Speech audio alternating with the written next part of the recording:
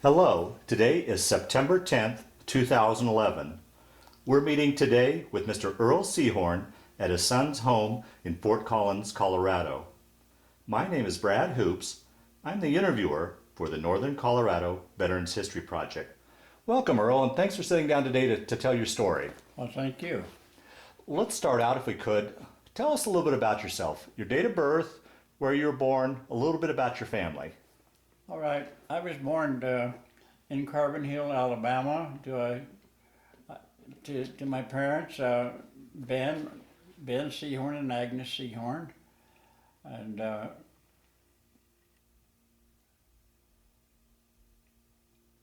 may be repeating myself, but I was born on March 11th, 1924, and I was the firstborn of my parents. And I had 7 other brothers and sisters. Is that right? Along the way, and my folks were a combination of 2 professions, I guess you would say. They were sharecroppers, and my dad was a coal miner. Oh boy! Down there in Alabama, and I didn't go to school down there. As a matter of fact, we had no transportation.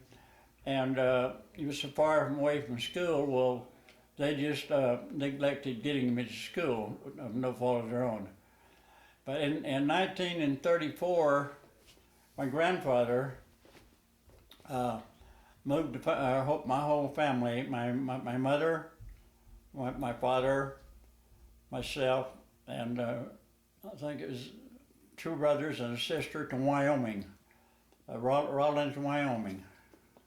And what prompted that? What prompted him to come to Wyoming? Those were the days of starvation down there. Those were the Depression days when things were about as low as they could get.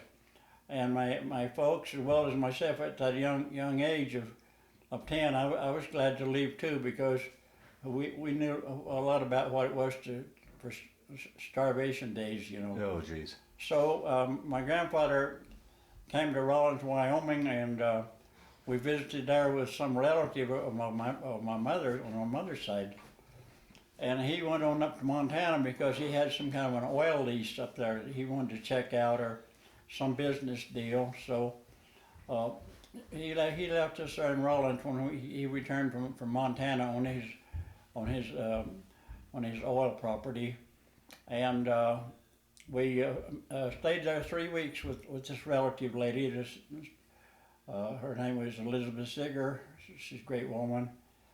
And then we moved to Saratoga because there was a small a coal mine field out of Saratoga that they mined all by hand. And he stayed with that for quite a few years. And then after probably working on those small coal mines for several years, he commuted back and forth to Hannah at the big coal mines down there. And then I'll go back a little bit here. When I went to school, I had no education, so at 10 years old I had to start out in the 2nd grade. Oh boy! So I was kind of the senior person. So I went on through grade school, and I started high school, and I went part way through high school, and that's the extent of my education. But however, I did go to a trade school at about the age of 16 up at Casper, Wyoming, and that school there was basically to learn a trade of welding and a machine shop so we could work in the shipyards. So I graduated out of that school and went out to Seattle. Roughly what time period was it? Had the war started at this point? Yeah, let's see. This would have been 42. Okay. And I worked in the shipyard for a while and decided I wanted to go into the Navy. Well, that begs the question. Here's this boy from landlocked Wyoming. How'd you come to choose the Navy? Because I've always loved the water. Is that right? Yeah. And I have a little story to tell about that. Let's see, where was it? Yeah, after graduating out of the trade school, well, they positioned me with a job out in Bremerton, working on one of the battle wagons that had been through Pearl Harbor. Oh, geez. And I can't remember whether it was the Nevada or the Arizona, one of the two. Is that right? And I worked on that for a while, and I got tired of that place. It was a night shift, and it was pretty gruesome, working down there in all that welding smoke. So I decided to come back and volunteer for the services. So at the time, they were inducting quite a few people into the Army. And as a matter of fact, I think it was mostly for the infantry. And the word infantry never did have a very good sound to me. So I went to the induction officer and told him I'd like to get in the Navy, and he said, "We're not taking anybody in the Navy now because we need somebody on the front lines or whatever." And he said, "What's your name?" And I said, "Earl Seahorn." And he said, you do have a seagoing name, don't you?" I said, "I feel like I did, and I just love the ocean." He said, "I'm putting you in the Navy." I'll be darned. I was the only one out of that whole group. I said, I felt very fortunate. I felt like that the Lord had his hand on my shoulder. I'll be darned. Yeah.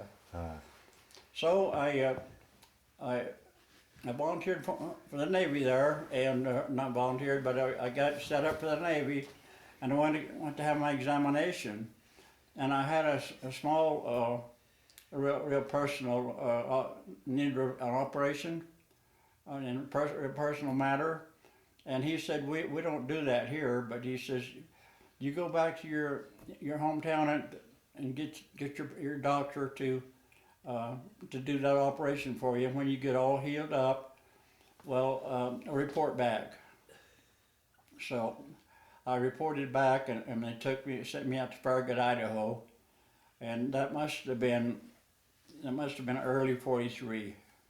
And how was that transition for you, going from civilian life to military life?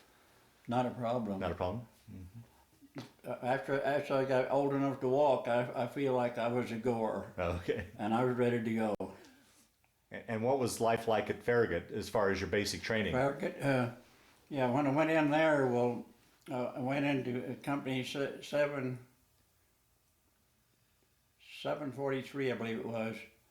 And I went ahead and finished my basic training. They sent me home on a 30-day leave. And when I came back off of my leave to report for duty, well, they assigned me to an LST. I think most people are familiar with those. Landing ship craft, or landing ship tank? And my position on it was either watching on the radar in the sound system or in the engine room, or both. So I was down in that engine room, and the power that we had to power those LSTs was, if you can visualize the size of an engine on a locomotive, it's V12 Detroits, I believe. They were huge. We had two of those, one to turn each screw. And I stood watching down there until I got overseas, but the noise down there was just tremendous, and no air protection in those days. Mm. And I think that had a lot to do with my hearing even yet today. Now, where were you stationed at this point with this LST? Okay, they put me on it in New Orleans. Okay. And we sailed from New Orleans out the mouth of the Mississippi down into, I guess it's the Gulf of Mexico, mm-hmm. And across the southern part of the state, which would that be the Panama Canal, I believe. I don't know whether there's more than two routes across there or not. But we came out at the lower end of Florida, and we went up the East Coast from the Florida area there, clear up to Halifax, Nova Scotia. Nova Scotia. And we docked there for, it seemed to me, like 2 to 3 days. And then we had to form a convoy from that point, And I could probably mention some of the ships in the convoy. The two that I can remember, the clearest in my mind is two LSTs. And I was on the LST 294. And the other LST was, I'm almost sure it was USS LST 590. And before we started the convoy, we had 17 ships in the convoy, and I can mention some of those ships. There was a tender, I think. I don't know whether the tender carried the fuel or not, but then there was one or two destroyers and one or two destroyer escorts, and I just can't remember the rest of the ships that was in there. But That's okay. What happens when they send a convoy across the ocean? The slowest ship that governs the speed of the convoy. And I can remember the destroyer escort and that destroyer waving back and forth between the ships.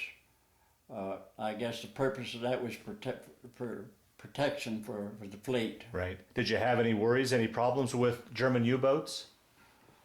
I can't really truthfully answer that, but I could tell you this: after we got off of the East Coast, headed across the Atlantic, I got out probably maybe half a day or a day, we run into a storm, and Oh boy! I guess no one knew the extremity of that storm. And the LST is a flat bottom boat, which probably Yeah, they bounce, and you look down the deck on an LST, and it's all steel, of course, and you can see it kind of weaving just like wet cardboard on the water, and how they stand that beating with those big 30-foot waves, I'll never know. Matter of fact, after we were out for probably 2 days or maybe just a little bit more, the storm lasted for right around 3.5 days.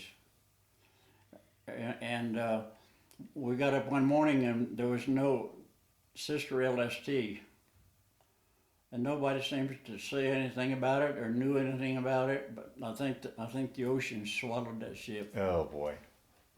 How did you take the beating? Here's this boy from landlocked Wyoming. How was the trip for you? Did you get your sea legs or?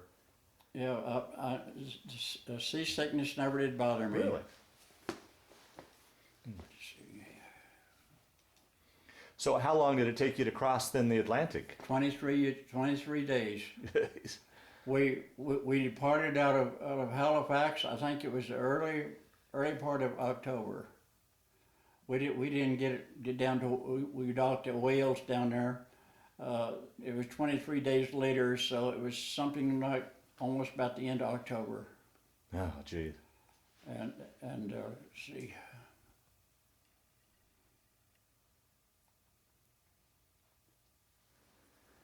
Yeah, whenever they sent us down to Wales for what reason, I'll never know, but it was just a matter of planning ahead for the Normandy Invasion. That was the purpose of our trip over there. Were you aware of that at that time? What the purpose was? Were they giving you much information on the planned invasion? No, that was a little bit premature. Yeah.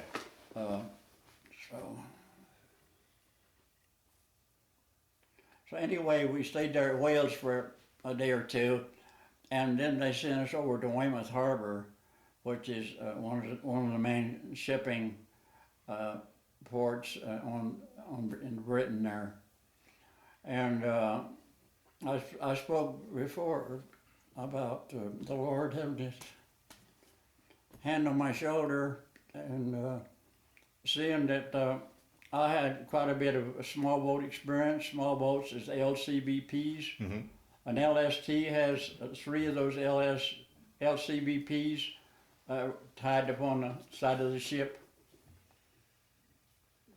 And I happened to be one of the operators experienced that I had previous to,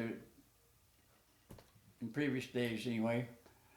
And so they picked me and 5 other guys that had the same capacity with the LCVPs to stay in Weymouth Harbor and run shuttle service, to run supplies out to the ship, bring in the wounded, or haul the people that's going on evening leave and stuff from the ships into the harbor, into the base.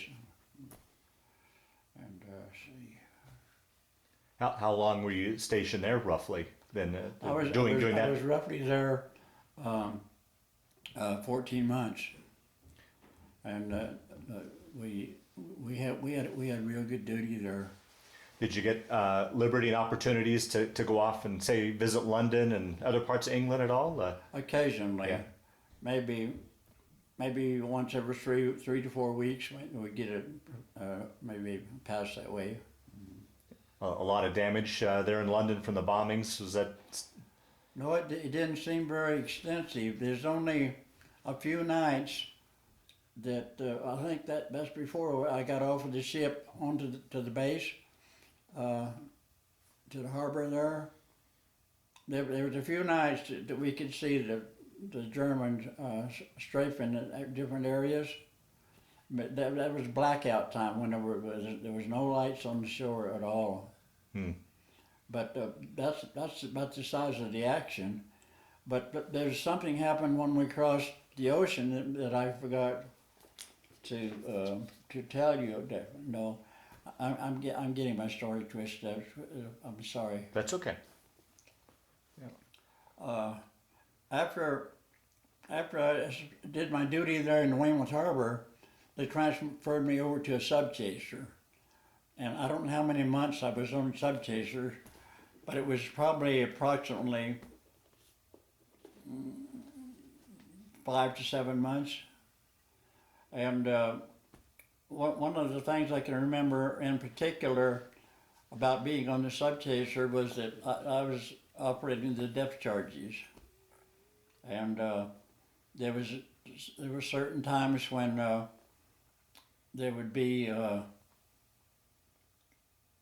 maybe it's a false alarm or whatever, but somebody would report they could see an object on the water or things like that.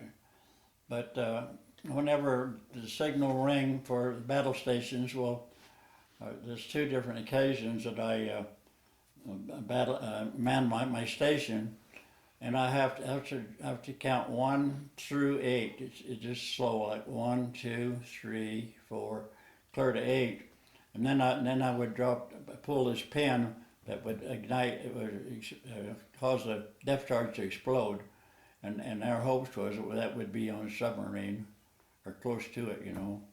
There's one time when I did that, and we followed the sub for quite a little ways there until we got in the right position. But there was some oil coming on top of the water, so we almost positive we got him. But the other experience I had, well, it didn't appear to be very productive as far as destroying a submarine. Now, when you went on these sub patrols, is this near the harbor, or where would you go on these patrols? Those submarines, those German subs, they seem to want to stay fairly close to land.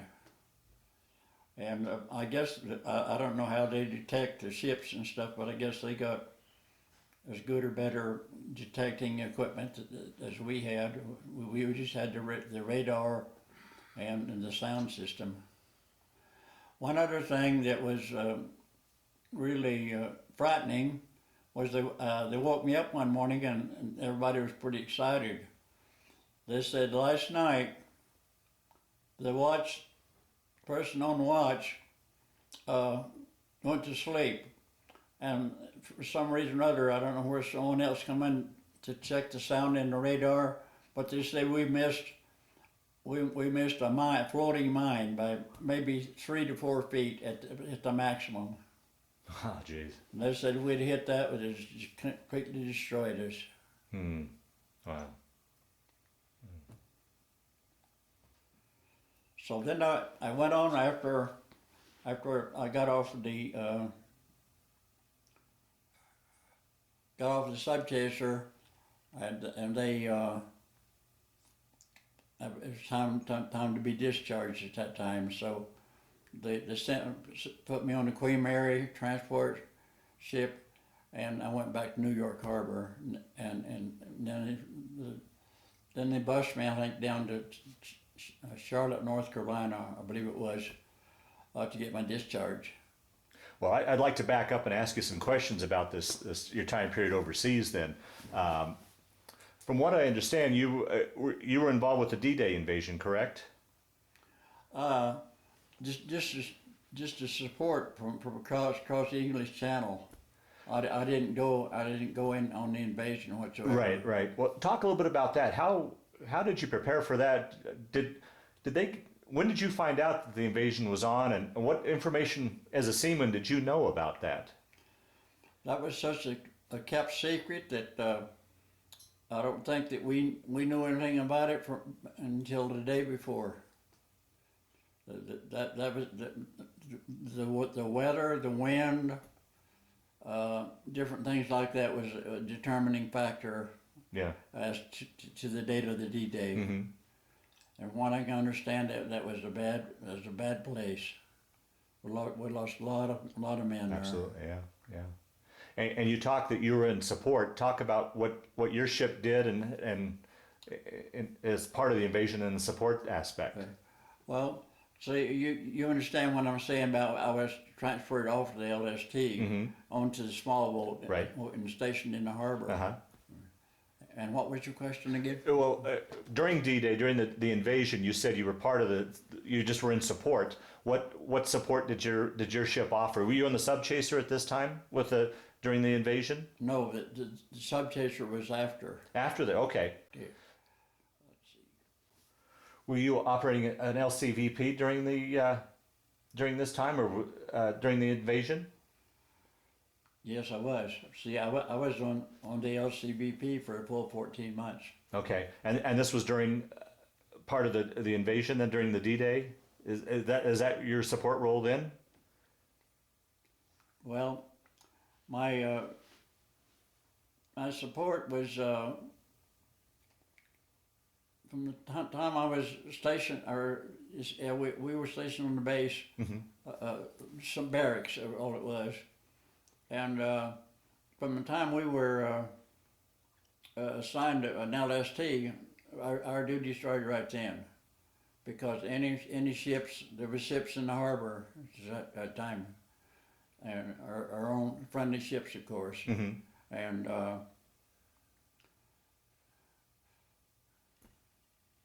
we would immediately start hauling out supplies or bringing people in, you know. I don't remember what the hours were now. I suppose on extreme conditions it's 24 hours a day, but I can't remember that for sure. But I do remember one thing in particular that was pretty sad, and it doesn't matter. Human being, you know, they're a creation of God, and we're supposed to love one another. And they brought a ship in from the invasion over Normandy into our harbor, and it had a lot of wounded people on it. In fact, at the time, one of them was German, I'm sure, and he asked me for a cigarette, and I smoked at the time, and I lit up a cigarette, gave it to him. But my comrades told me not to do that. Yeah. So what you guys were doing, you were prior to the invasion, you were supplying the ships, and then after the invasion, when they were coming back to port, you were unloading the wounded and such back at port. Absolutely. Okay. Yeah. Wow. And sometimes they would just bring a ship in like that with wounded on them, and maybe to get some medication for them or something off of the shore.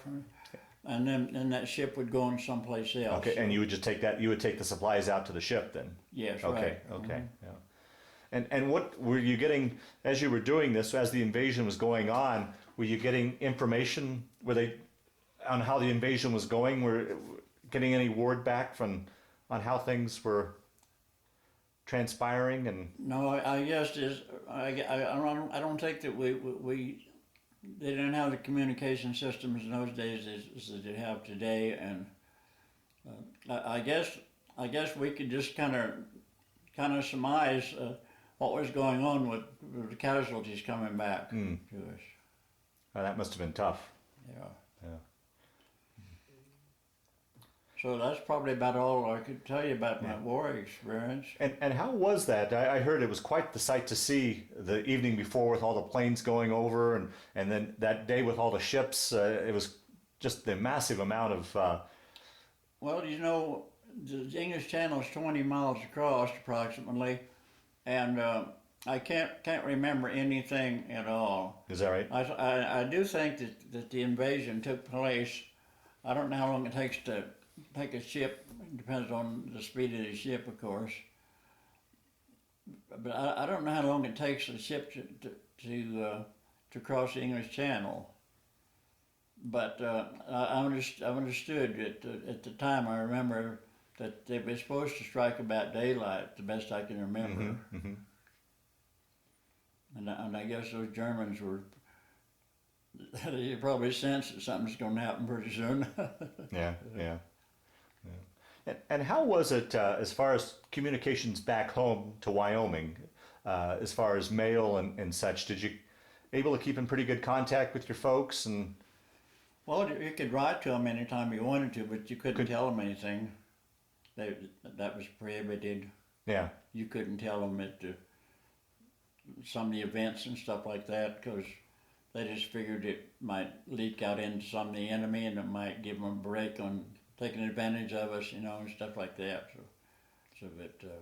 and in this day and age of email and cell phone, your only option was the V-mail, the letter, correct? Yeah. You couldn't call home, and No, you couldn't and call them. it must have been hard on your folks because you couldn't tell them where you were. For all they knew, you were in the invasion until you could get word later on that. They would write back and say that they're praying for us and encouragement like that, But after the war was over, I spent some time, like I was telling you, on that when I was on that sub chaser. No, you see.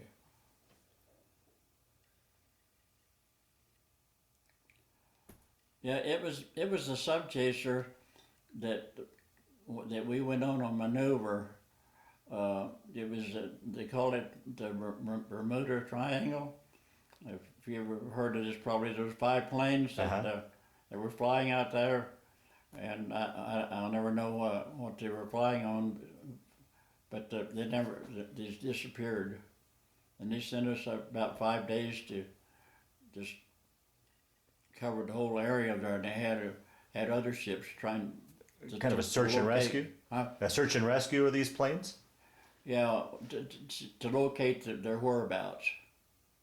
And there was other boats out there too, working at crisscrossing, so we didn't miss any areas to see if we could find any of the wreckage of the planes or the planes themselves or whatever. You may have possibly read a story on that once, but they seem to think that there's some kind of a strange force in the ocean out there that can just suck objects right down in the bottom. It's always been a mystery. But after I got through with that ordeal, well, that's when they sent me back to the United States on the Queen Mary. And in the meantime, before some months before I met a young woman that I married, and when we got off of the Queen Mary, well, I looked her up, and I guess I got my discharge first, and then came back and met with her, and we got married on March the 30th, 1946. Just right after you got. So you knew her prior to going into the service. Had you? I was in the service, but I missed out the part, I guess, Please tell. about Miami. But I think that when we come through the canal down there, and we started up the East Coast, I think we stopped there at Miami for a short period of time. And anyway, we would ride back and forth. And how did you two meet? Uh, that's a good question. That was actually the night that the D-Day. Let's see, when the Japanese surrendered. Oh, okay. That was another sector of the war, of course. Mm-hmm. And I was in New York City, in Times Square, that evening. Oh, wow. That the Germans surrendered. Oh, when Germany surrendered? Oh. Because this is kind of like Europe. Is kind of like one war, and that's kind of like another war. Yeah. That's when my mind's just not quite as clear as it used to be. Well, that I kind of lost track of myself, I guess. But she was there with her girlfriend, and I was with a fellow that was in the Navy with me, and we met these two girls, and I just fell in love with her. Wow. So you guys met in New York City then? Met in New York City, Times Square. Oh, wow. Well, that must have been a wild, exciting time with the war over, and it must have been. You've heard about that story or that saying that you can take the girl out of the city, but you can't take the city out of the girl. That's my wife, Lee. Yeah. Lena. Yeah, she'll always be a city girl. Oh, wow. So you met her in New York City, and then you probably Took her to Wyoming. Oh, how long did you guys date then before you married? We knew one another about, I'm guessing, 4 or 5 months, something like that. And then we went back and we got married just a few days after my discharge. And how was that bringing the city girl to Wyoming? It went over like a lead balloon. We stopped. We rode a train in Cheyenne, Wyoming, and we got off the train. And guess what? We'd been riding for days, so we needed to walk, and we needed to walk bad, you know. So we took a nice stroll, and she said, "I don't like this place." I said, "You don't like this place?" I said, "Well, what's the matter with it?" She said, "Well, it's all cowboy and Indian country." I said, "That's not that bad." I said, "These cowboys and Indians are pretty friendly." She said, "I still don't like it." But I thought, oh, maybe I'm in trouble here. So I went from my folks at that time had moved during the war. They had moved down to Hannah, where my dad was working. And we went to their little cramped up house, and there's some outcroppings of coal burning along the side of the bank there because spontaneous combustion or something starts quite a bit of heat down underneath the ground there at higher elevations, and it's burning that coal, and you can smell the smoke off of that burning coal, and it has a sour, a bad, like a rotten egg smell to it. She said, "I don't even like the smell of this place." Well, I was probably, her life was probably more on an even keel, you know, and mine was just up and down. In fact, while I was still a kid going to school in the summertime, I liked to go so much. I'd go to my dad, with my dad in one of his little coal mining deals, and he had a batch place there, and I'd do the cooking when I was 10, 11 years old.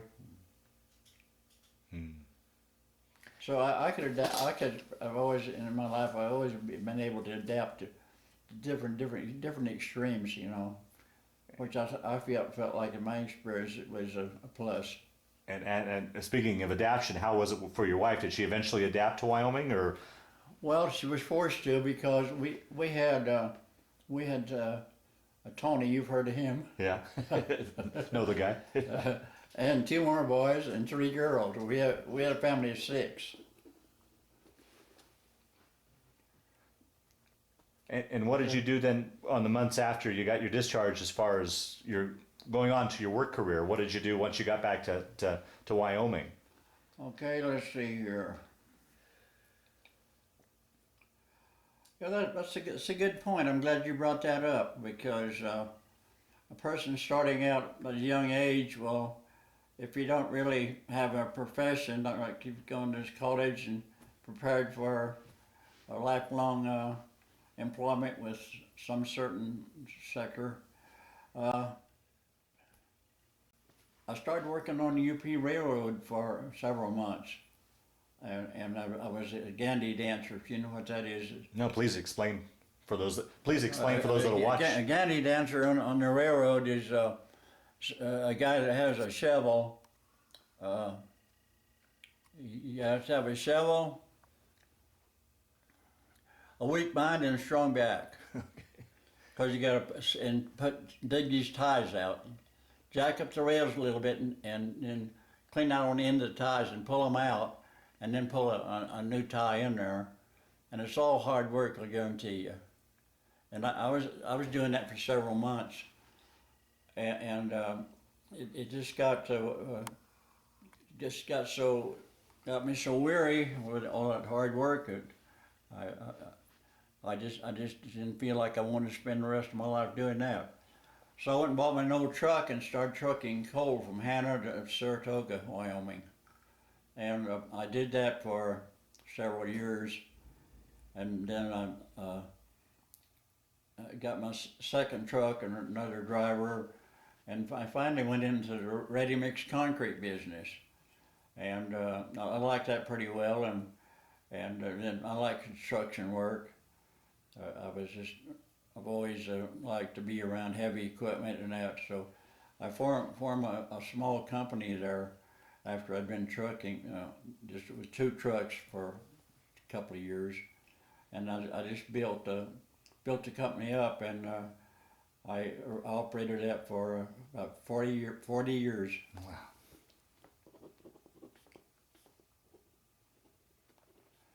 The economy got bad at one time there, one place, and my business, and it had its ups and downs, and I had a pretty good little business going, but it was seasonal since the weather in Wyoming is so extreme, and construction business is pretty seasonal. So I had a motor grader and a Caterpillar that I plowed snow with, and in the winter time to kind of keep afloat till the work started in the spring. So I operated that business there for 40 years, and I had some good times and some bad times. Yeah. The end of it didn't prove out all that well because I just had too many bad breaks right in a row. So I had to sell it out, and that was about the end of my career in the construction business, and then I retired after that time, and we moved to Arizona. We had previously been going to Arizona for 12, 15 years, just in the winter time, maybe for a few weeks, just to break the monotony of the cold weather in Wyoming. Mm-hmm. Mm-hmm. I don't know what else I could. Well, I got something I need to tell you too. Please. It's really important. It's not in the line of business or anything like that, but it's to me it's in the line of encouragement. After my wife and I had been married about 3 years, she went and took a trip back to the East Coast where her folks were, and she took our two oldest children with her. And at that time, I hadn't started my business yet, but I was looking for something. I hauled coal in. Let's see. Yeah, that's when I was hauling coal in the winter time, and then I didn't have anything to do in the summer, So I was looking for a job this year one summer, and I mentioned earlier in my as we started this discussion. Like I said, I didn't have a job, so this lady Elizabeth Ziegler, she came to me and she was a Christian, a God-fearing person, a Christian, and she wanted me to take her to a convention down at Chugwater. It was 135 miles, and I told her, well, I would take her if I didn't have a job by then. And I know that's a real poor answer. But about a week later, she said, "Well, are you want to go to work or on a job, or do you want to take me?" At that time, I changed my mind. I said, I'm not going to do no job. I want to take you." So that was a 4-day convention, and I heard God sent ministers there during that convention. And I was so interested in what I liked what I heard because they were sincere. They had dedicated their life for the Lord, the work in the Lord, just the same way that Jesus sent them out in his time. And I just stood to my feet and made my choice that I would be a dedicated Christian. And it was just such a blessing. And it's kept me. Life is full of disappointments from time to time. I don't think there's no one that don't have some disappointments. But if you have the peace of mind and the quietness of the Spirit of the Lord, and you pray to Him, and He encourages you from day to day. And whenever you're in a distressed situation and you pray to God and you feel like He answered your prayers, and you just feel so refreshed, so refreshed. And I've noticed since I made my choice that I'm not a perfect person by no means, but I know that I found a perfect way, and it's been a real encouragement to me. And disappointments don't bother me like they used to.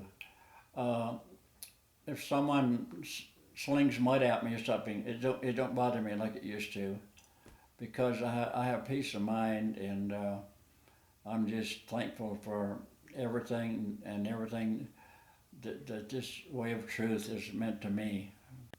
Well, in the years since you've been out of the military, did you ever keep in touch with anybody you served with, or was there any sort of reunions or anything like that? No, there wasn't. There was Tom Ward, but we never was really close. We was just kind of acquaintances. But I mean, he wasn't in the Navy or anything, in the same branch or anything. But he just sent an email to my son Tony here, Tom Ward, and he congratulated me and said he appreciated I had the privilege to go to this. Honor flight? The honor flight? Yeah. So that all encourages you. Yeah. And I appreciate the kindness of the people down there and the airport down there. They're wonderful. They just treated me so great. I just felt really elated. Oh, good.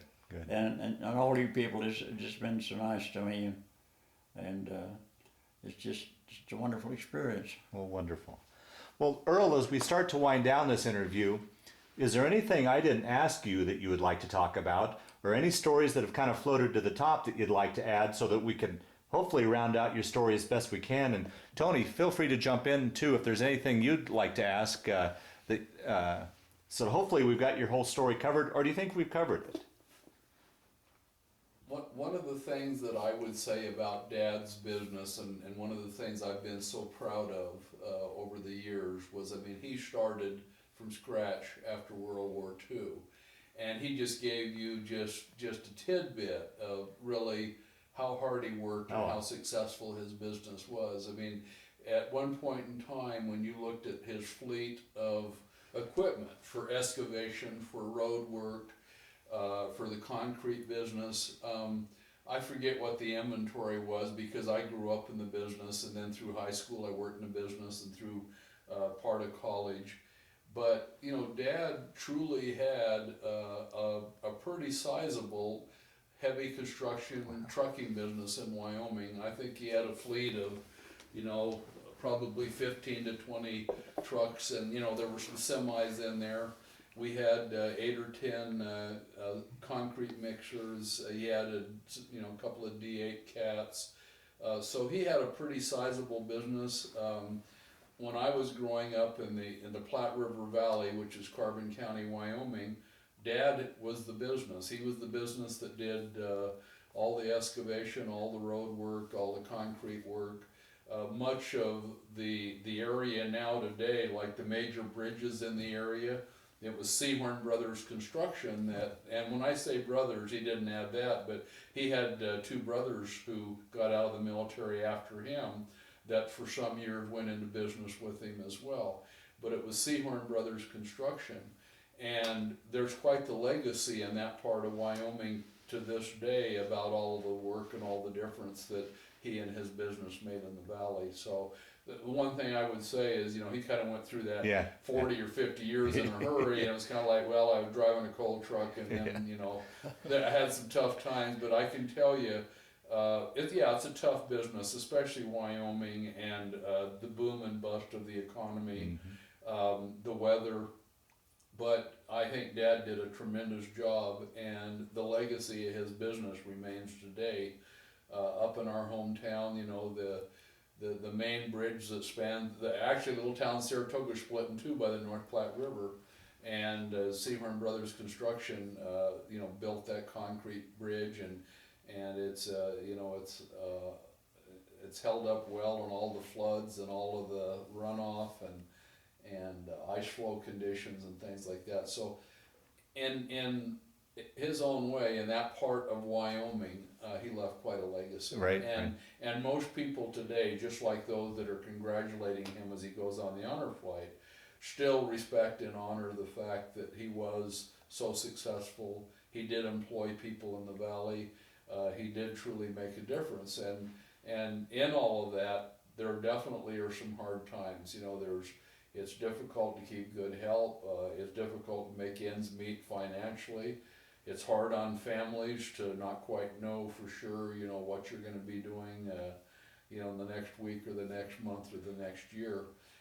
But he left quite a legacy up there. And today, because Jan and I have our getaway home up there, I mean, everyone is always asking me, either saying, say hello to your dad for me, or they'll say, are you Earl Seahorn's son? It's not, oh, are you Tony Seahorn? It's, are you Earl Seahorn's son? Would you mind mentioning the council meeting down there when they was talking about dredging out the river? See, I used to dredge the river before the environmentalists moved in and stopped it, you know. I'd take these gravel bars out and haul all the gravel and sand over on a lot, and then I'd run them to my crusher and screen it and make the material for the ready mix plant. And Tony was down to one of the council meetings there, and they were discussing removing the sandbars out to lower the river so that the floodwater would have a channel to run in rather than flooding the banks. And what did you guys? Well, and what they said was FEMA was there, the EPA was there, and they said there had better not be one bulldozer or one dump truck or one scraper in that river without you know, crossing your T's and dotting your I's. And I tell you, it's about a year's paperwork process to put anything in that river. And they says, you know what, when Seahorn Brothers had their business going, they used to go in there and they used to remove those sandbars, and not only did they make this a better town, but they kept this town from flooding every year. And I said, what happened to that simple life when we used to just be able to make a decision and have that happen? Because now with these sandbars, this year, we have record flooding, but with all the sandbars and everything clogging up the river, and you don't have a natural river through town anyway.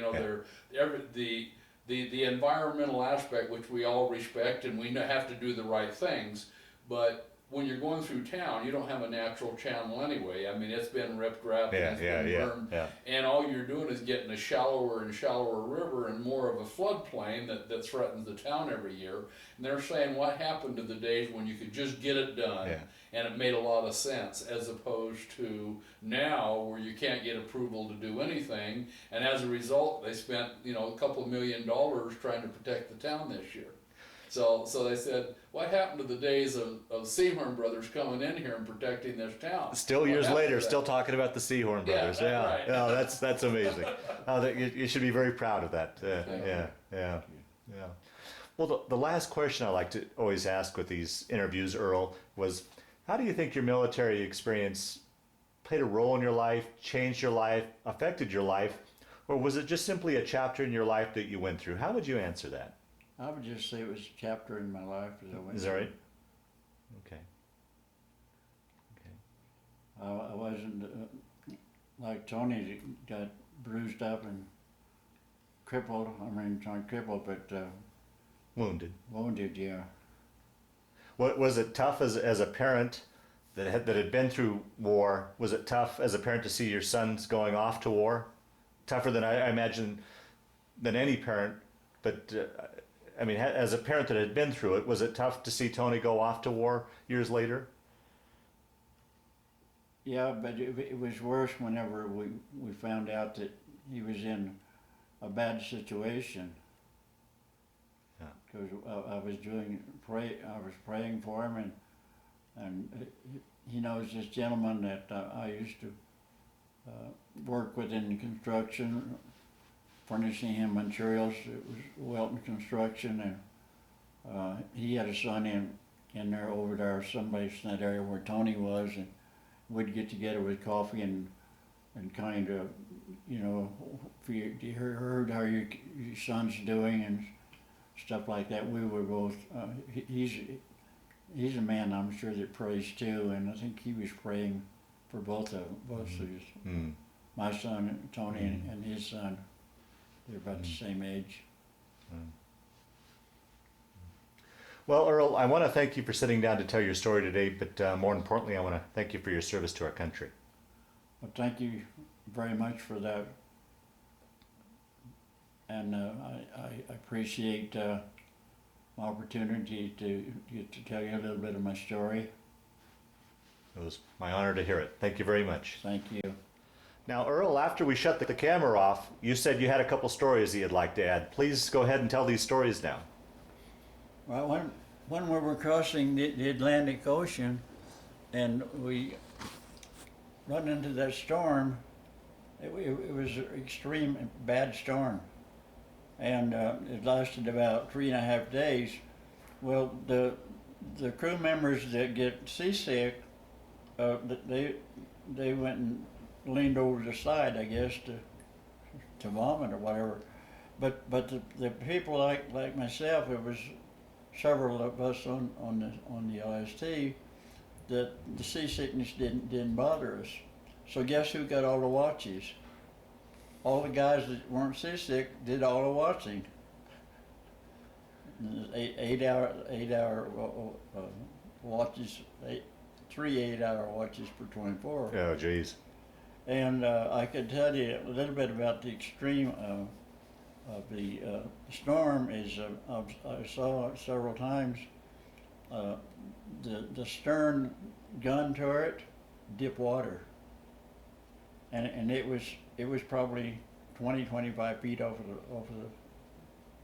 the water, and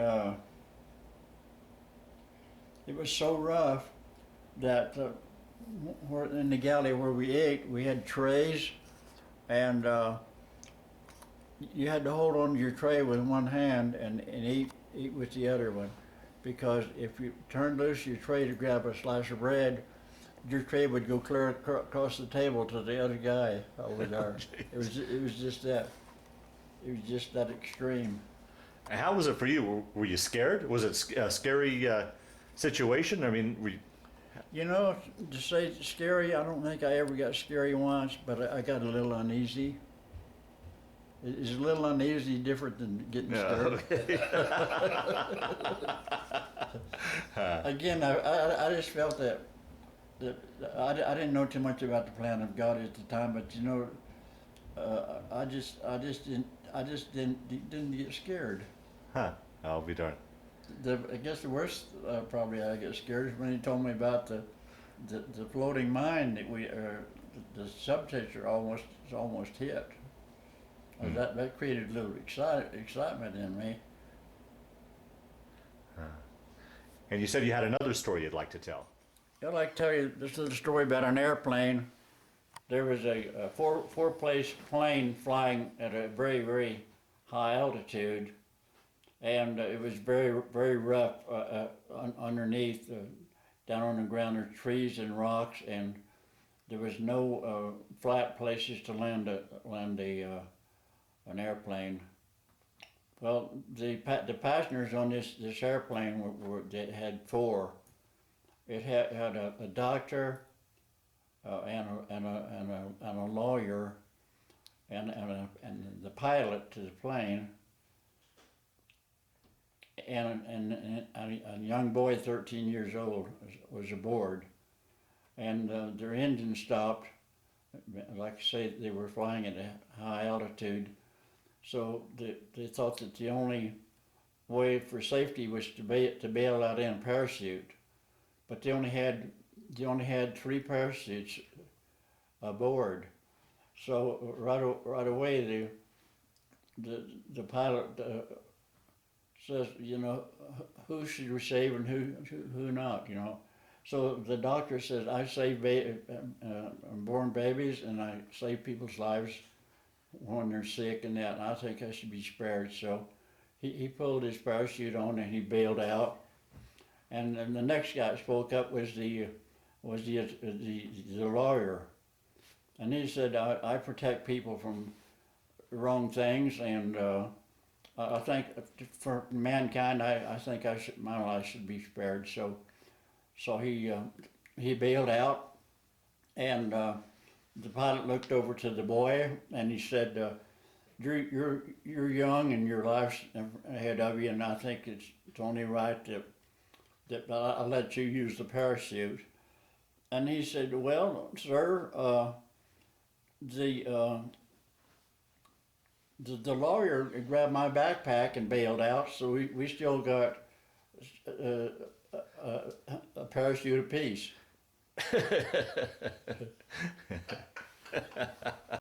He's telling stories now.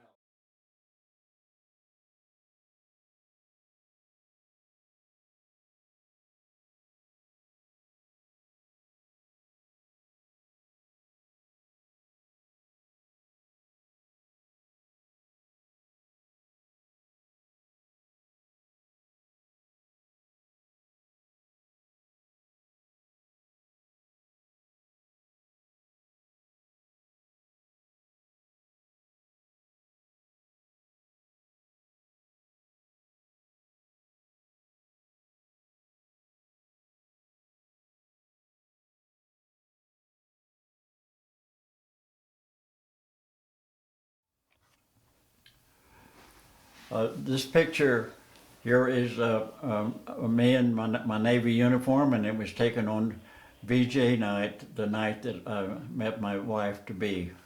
Go ahead.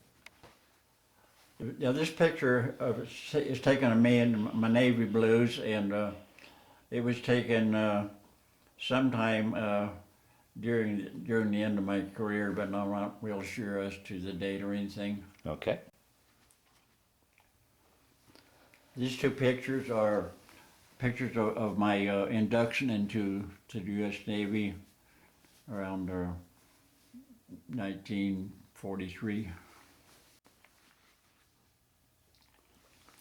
These identification tags, these dog tags, are my service number, which is 876-2542.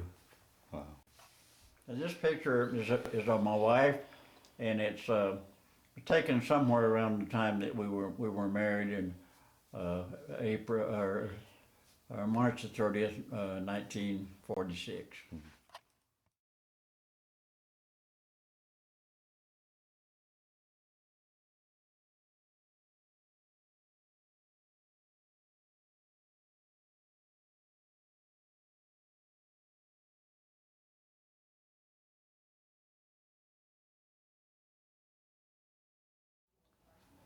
This picture is taken of me and my wife Lee some time ago. I'm not real sure of the date or anything. This picture was taken of me and my wife Lee here just a few years ago. I'm not real sure as of the date or anything like that. This picture was taken a short while ago down in Arizona. Is the pictures of myself and my wife.